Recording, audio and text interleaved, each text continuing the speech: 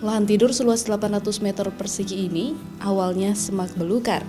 Suhadi mampu mengubahnya menjadi kebun salak. Sedikitnya 300 pohon salak jenis pondoh dan super yang ditanaminya.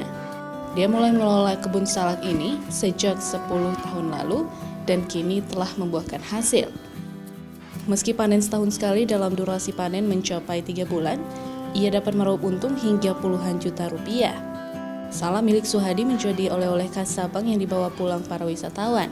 Harganya dari 20 hingga 30 ribu rupiah per kilogramnya. Pengunjung juga dapat memetik sendiri dan ditimbang jika ingin membawa pulang. Proses perawatan salak sendiri tergolong cukup mudah. Hanya dengan membersihkan hama dan dahan secara rutin, kemudian pemupukan dan penyerbukan agar lebih sempurna saat proses pembuahan. Sekitar mungkin 2 bulan sekali lah kita bilang kita buang tunas-tunasnya yang tumbuh-tumbuh itu tadi dengan cabang-cabang yang kering. Dan mulai kita habis itu kalau pas musim bunga ya kita kasih bunga itu penyerbukan seperti tadi itu kan. Ada penyerbukan.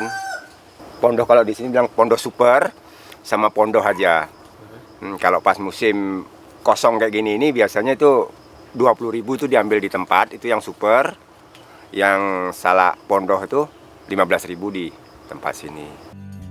Selain dijual untuk wisatawan yang berkunjung ke Pulau Sabang, salak ini juga telah dijual ke sejumlah daerah di Aceh, seperti kota Banda Aceh. Hal ini dilakukan selain untuk menambah omset juga untuk mengenalkan salak Sabang kepada masyarakat. Syahril, Kompas TV, Banda Aceh.